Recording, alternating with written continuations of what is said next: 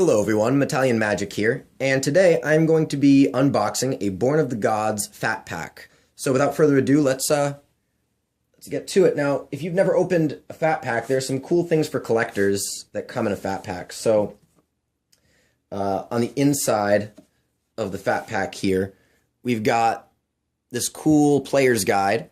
The player's guide, it has perforated holes. You can put it in a binder. It's got information about the mechanics in the set.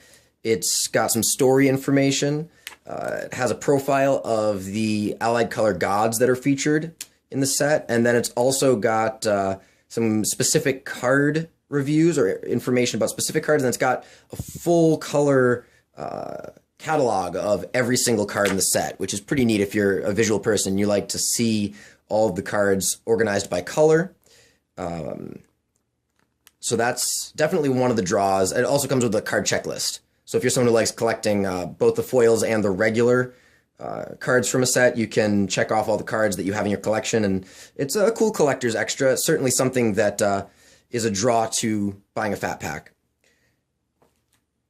Also, I won't do it right now, but on the inside of the sleeve here, there's like a poster, this art.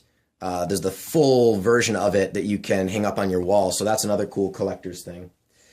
All right, so you've got the card box, which is pretty neat as well because you can store cards, either decks or just cards from the set, or if you want to put something like a cube or a couple of EDH decks, I mean, whatever you want to do, or commander, some people call it. It comes with these two little fold-out card boxes. So you can fold those into boxes. It has, for this Fat Pack, you've got on the left here, Ifara, and on the right, Mogus.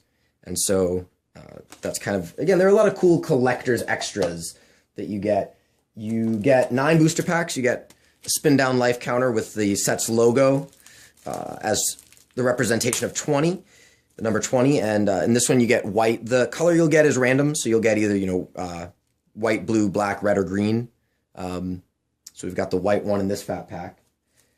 And then you also get an 80 land pack that just comes with a bunch of every type of basic land. So Fat Packs are kind of cool for newer players. You get a bunch of land. You get 9 packs from the set. You get a cool card box. You get just some stuff that's really nice for people who like the lore and the overall vibe of Magic or of any particular set, this one being based on Greek mythology, which is very cool. I'm a big fan of various world mythologies. So there's the land pack. We won't open that because it's just a bunch of basic lands. So let's get to opening our first string of booster packs. All right.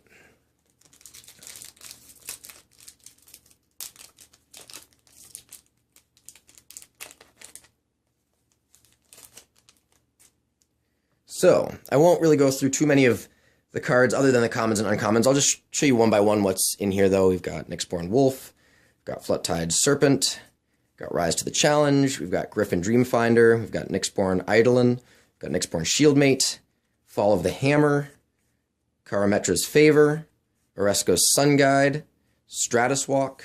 Our first uncommon is Ornitharch, then Thassa's Rebuff, the Nessian Demolock, and our rare is a Fated Return.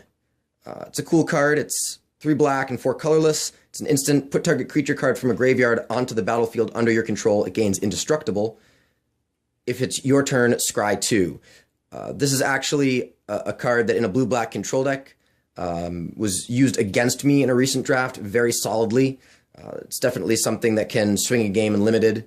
It's something I know a lot of commander players are interested in as well. So, all right, no foil in this pack, and a soldier token. Pack number 2.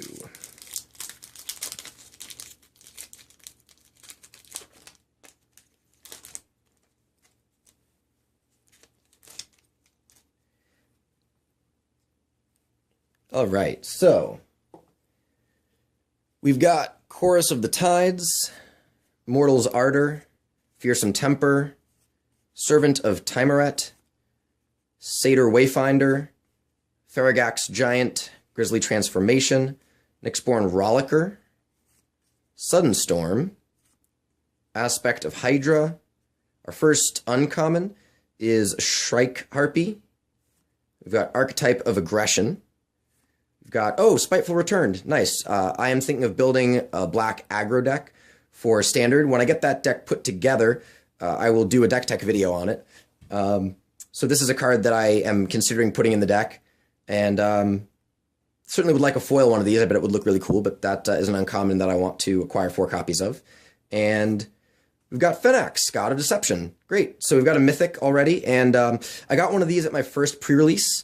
So having 2 copies is kind of meh. I do know someone who wants these, and I may trade him one of the ones that I have now, so that's certainly pretty cool. And this card is a house in limited, again, with that blue-black control archetype.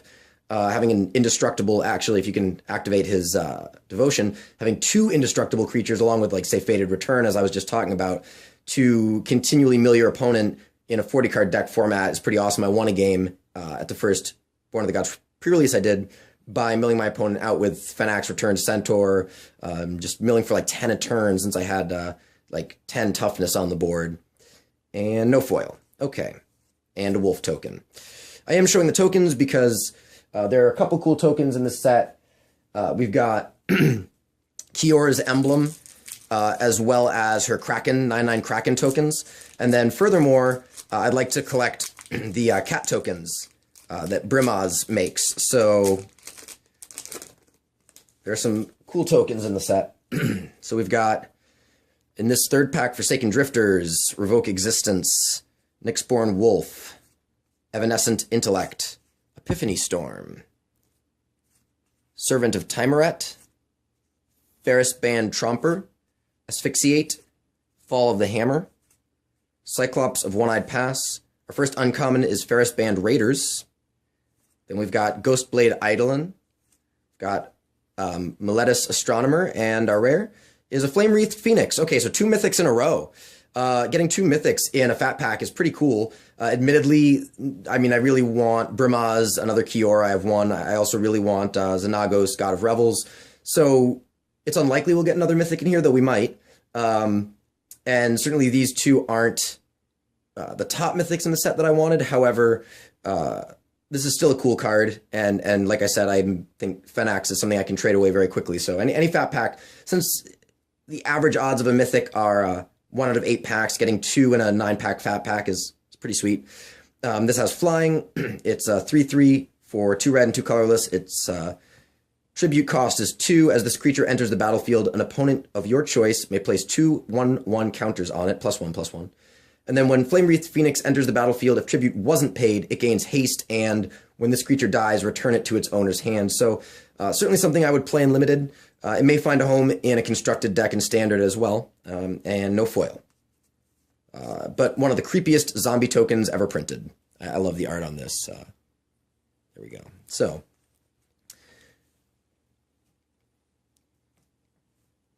all right, so 3 packs in, and here we go, opening pack 4.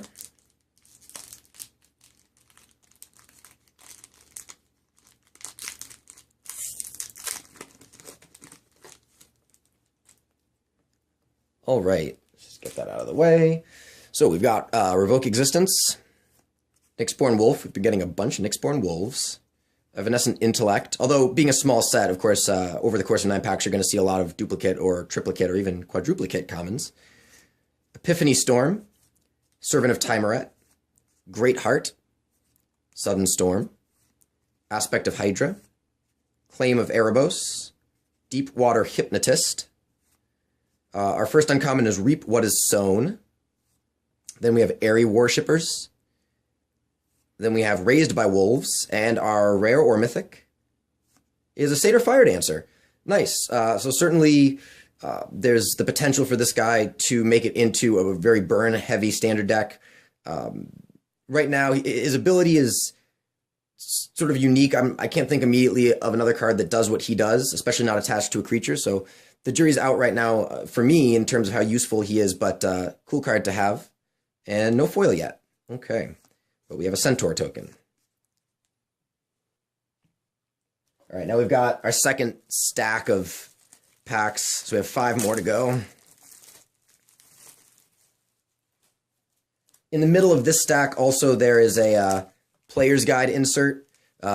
Pretty basic, kind of beginner thing. Comes in deck builders toolkits, so it's not something that's unique to the Fat Pack, but has some cool information, some cool art, if you're someone who likes to cut out the art and make collage posters and whatnot. So, if I can get this pack open. And another Nyxborn Wolf. This, and Raised by Wolves in the last pack. This pack is full of, I mean, this Fat Pack is full of wolves. So we've got Nyxborn Wolf, Evanescent Intellect, Epiphany Storm, Servant of Timerat. This is looking very similar in commons to the last pack. Great Heart. Makes me wonder if the print sheet sometimes is just sort of cut and thrown into the packs in a certain order. Satyr Wayfinder, Nullify, Impetuous Sunchaser, Culling Mark, Necrobite. All right, our first uncommon is Acroan Conscriptor. We have Drown in Sorrow. Nice. Definitely an uncommon that a lot of people are excited about. It's basically Infest with Scry 1 tacked on, which is very, very good. Noble Quarry. And our rare or mythic is an Oracle of Bones. This card is... I mean, certainly a Minotaur tribal deck is going to become a thing for casual players. It remains to be seen whether it's going to be a competitive thing. But I like this guy. Some of the tribute cards I'm kind of on the fence about, especially because your opponent gets to choose which mode the creature enters the battlefield with. But this is a 3/1 creature for 2 red, 2 colorless with haste. Tribute cost is 2. And when it enters the battlefield, if the tribute wasn't paid, you may cast an instant or sorcery card from your hand without paying its mana cost. So it's either a 3/1 with a free instant or sorcery tacked on, or a 5/3. Both modes, it comes into play with haste. And a forest, and a tip card. Okay.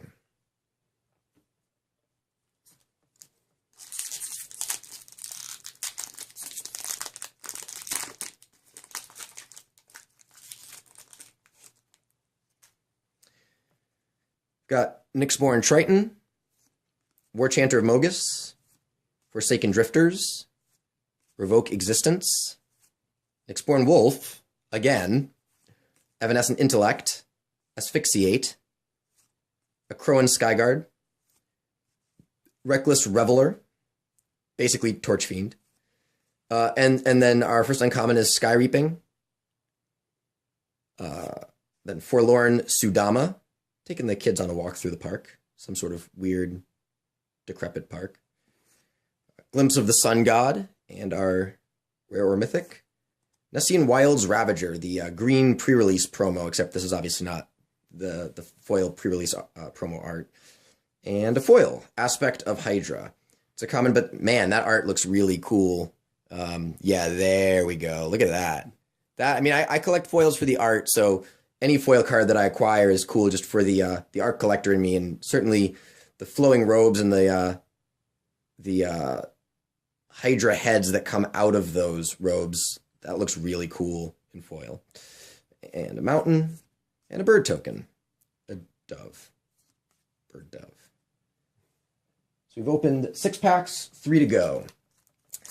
Can we potentially pull off an amazing Fat Pack with 3 mythics? We shall see.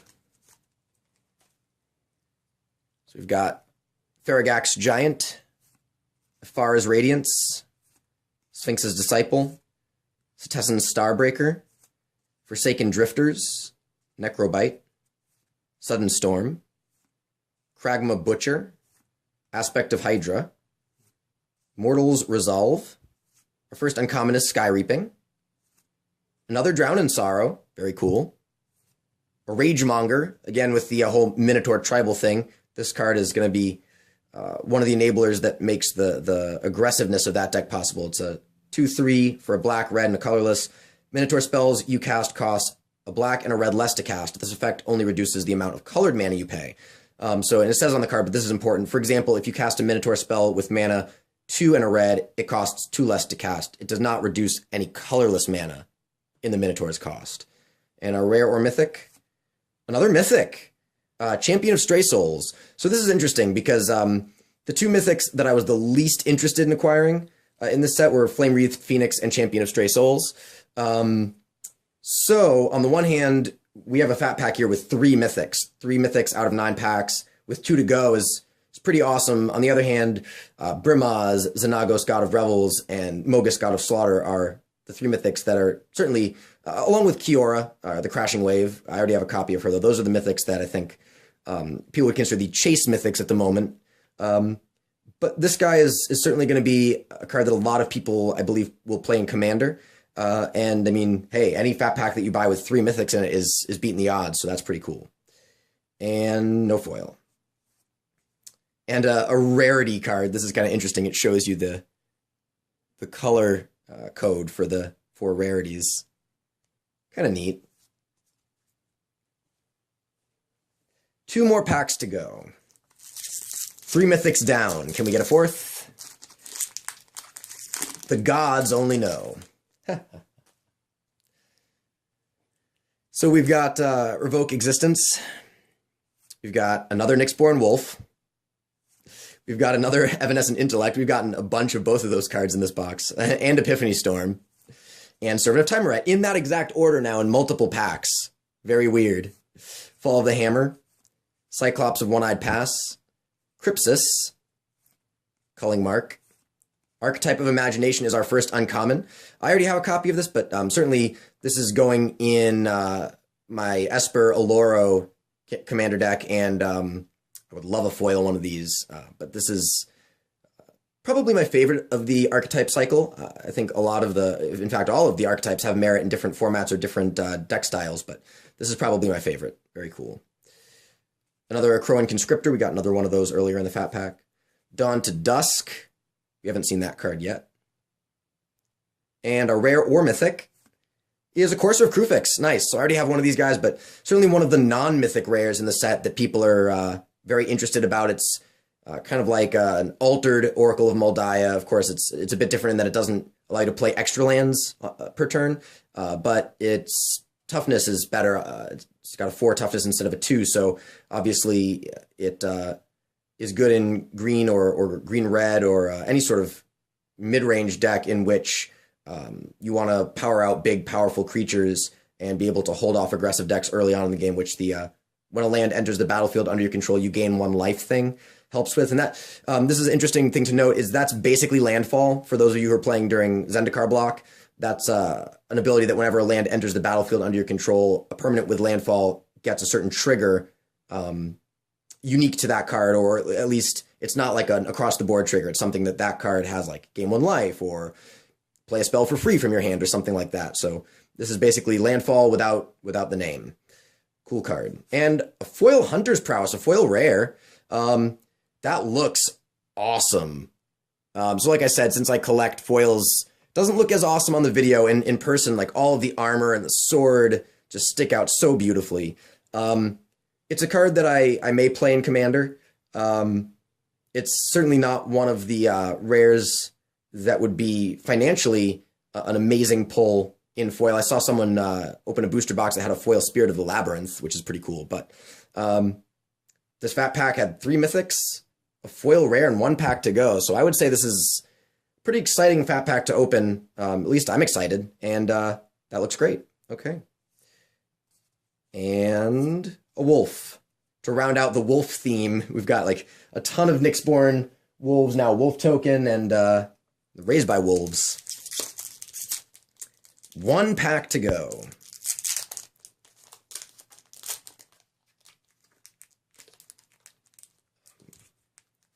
One pack to go. I'm having packaging difficulties. There we go. All right, so last pack, we've got Eye Gouge, Evanescent Intellect, Fearsome Temper, Hold at Bay, Setessan Starbreaker, Crypsis, Reckless Reveler, Grisly Transformation, Snake of the Golden Grove, Elite Skirmisher. Our first uncommon is Thunder Brute, then Archetype of Courage, then Nessian Demoloch, and our last rare or mythic, Fated Intervention. This is an interesting card. It's an instant for 2 colorless and 3 green. Put 2 3/3 green Centaur enchantment creature tokens onto the battlefield. If it's your turn, scry 2. This is part of the Fated cycle. There's a Fated rare for every color in this set. And no foil. And a Cat Soldier. So I did get a Cat Soldier token, which is pretty cool. I want to collect these guys. That's it. So hopefully this video has been informative and helpful if people watching this are interested in buying a fat pack. I think this one, though I will say that the financial value of the mythics that I pulled is not as exciting as a fat pack with, say, Brimaz, Xenagos, and Mogus. Any fat pack that you buy with 3 mythics is pretty amazing. I saw someone open a fat pack yesterday with no mythics in it. So a foil rare and 3 mythics is pretty good. If you buy a fat pack, there's certainly no guarantee that you're going to get that kind of outcome. But this is kind of a representation of what you might expect when opening a fat pack of a small set. This is a small 165 card, I believe, set. And before I end this video, I'd like to give a quick shout out to TJ Collectibles in Milford, Massachusetts. I bought this fat pack there. They're a really cool store, fun place to play. They have a lot of packs from older sets, and it's certainly, if you live in the greater Boston area, a game store that's worth checking out. I will be putting the link to their website down in the description, as they also have a good online store with a wide variety of singles. And I hope you enjoyed this video. This is Metallian Magic signing out.